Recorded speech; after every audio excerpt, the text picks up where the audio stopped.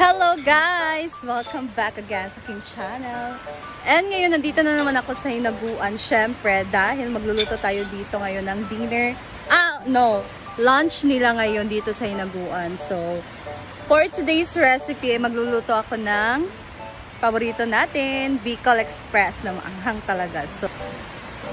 So, nandito kami ngayon sa may sapa, gilid ng sapa kasi dito na ako magluto kasi dinala namin itong maliit na gasol namin and stove. So, maganda din dito kasi maganda ang view, may sapa. So, yan talaga yung plano namin ni Habi noon pa pagpupunta kami dito ng hinaguan. And ngayon, nagawa na din talaga namin. Kaya ngayon, sinet up na niya dito ang aming lutuan. So, ayan guys, samahan niyo ko ngayong magluto ng Bicol Express sa gilid ng sapa. O, diba? Let's go! Ayan, iset up muna ni Habi itong gasol. Para naman ay safety din tayo dito. Hindi kasi ako marunong mag-fix nito. Kaya, before siya babalik sa bahay, fix muna niya ito.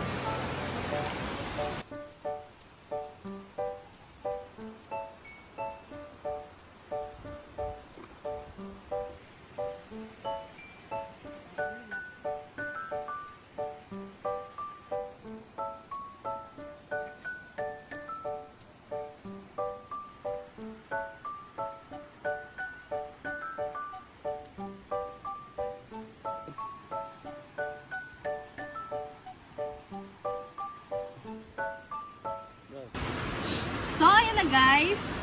Na-ready ko na mga kinuha ko. And ngayon, naghiwan ako nito ng karne. So, pork belly ang ginamit ko dito para sa ating Bicol Express. Ayan.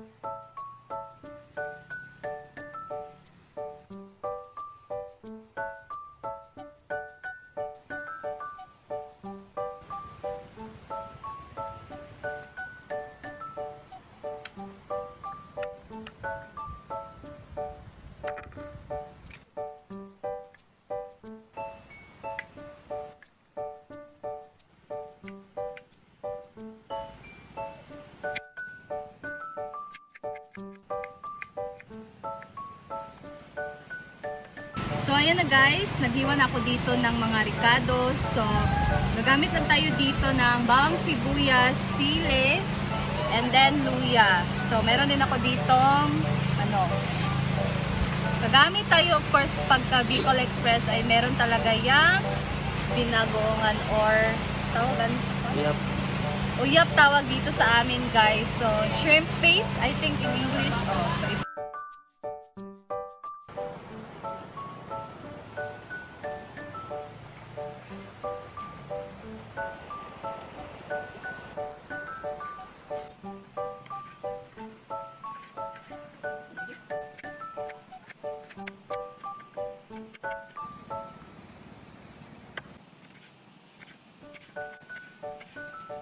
So, ayan guys, unahin ko munang lutuin itong karne kasi palabas muna natin ang kanyang oil.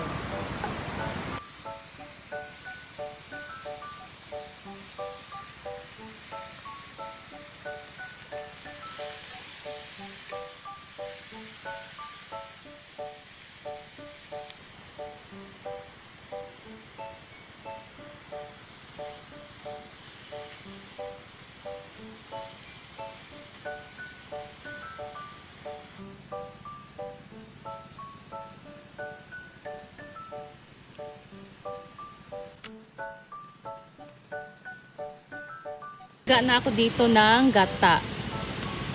So, mas makakamura ka naman pagka ito talaga ang gagamitin mo, yung bibili ka talaga ng niyog.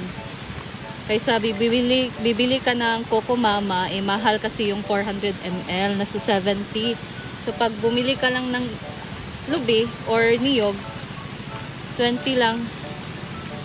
20 lang yung isa. So, mas makakasave ka nito.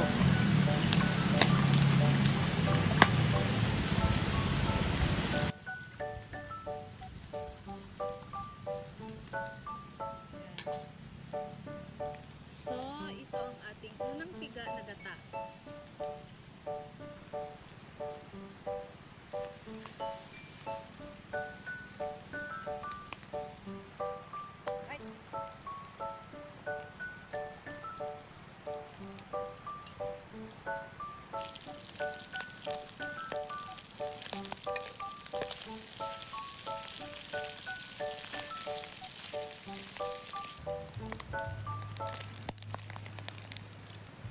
Ayan guys, susunod naman natin gagawin.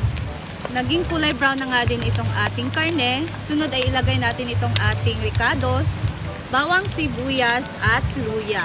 Ayan.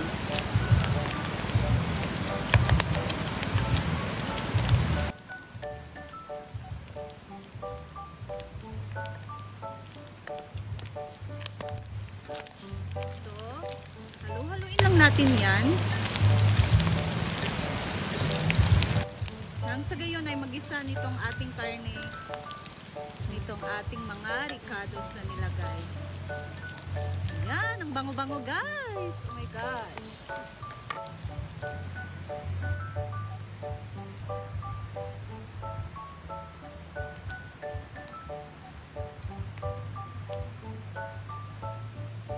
Sunod ay ilagay na natin itong shrimp paste. Ayan.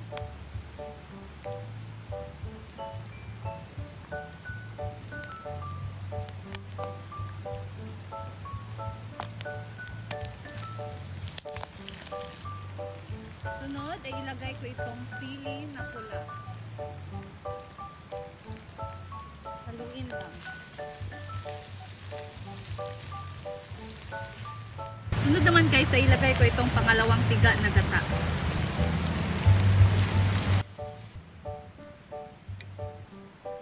Ayan, so tatakpan ko muna siya guys para lumambot ang karne.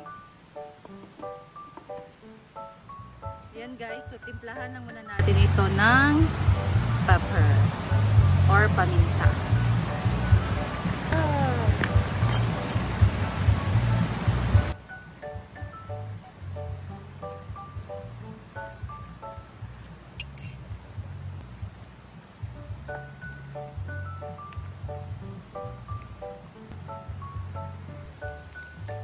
Ng granules. So, konti lang guys. Tapos ay halu-haluin lang.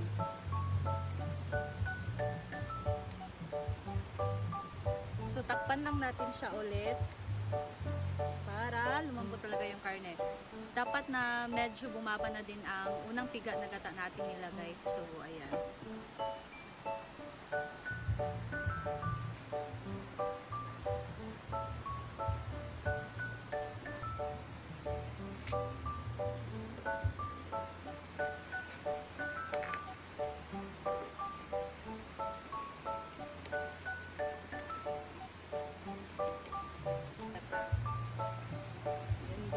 I'm so excited.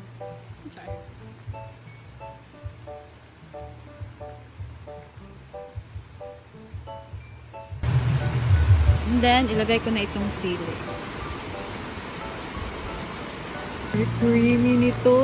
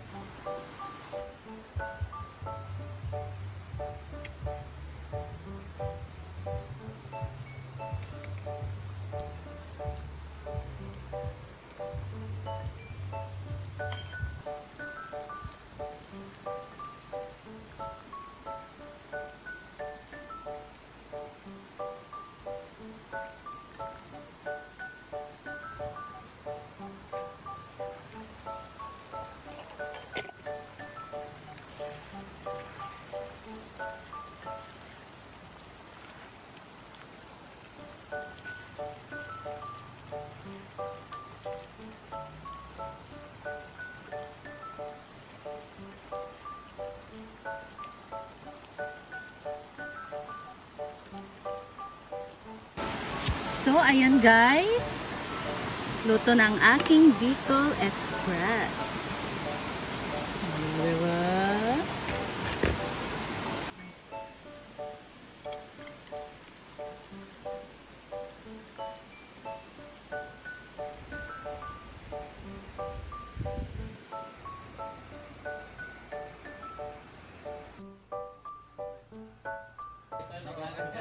Kaya. Irma. Hi! Time ng lunch. Hi! Kain na tayo. Let's taste the Bicol Express.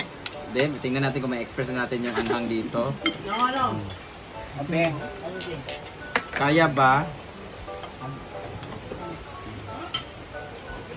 Kung gumamit ng tinitor.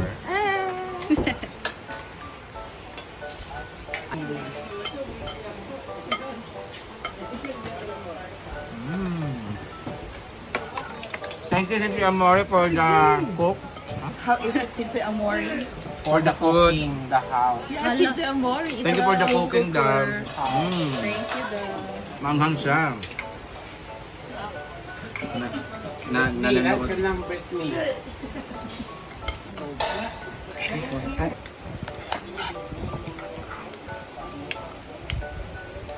Diyan ka na Mars maupo sa pagod. Ano pa nga, ha?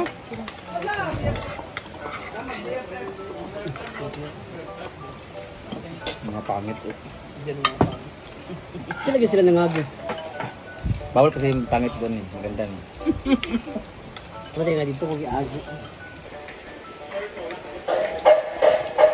Nagutom sila kasi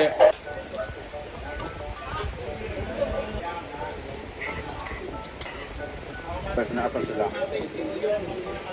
Alam mo nga?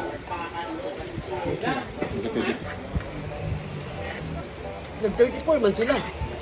Criteria. Reaction ra. Gani. Ilan ahead ilan.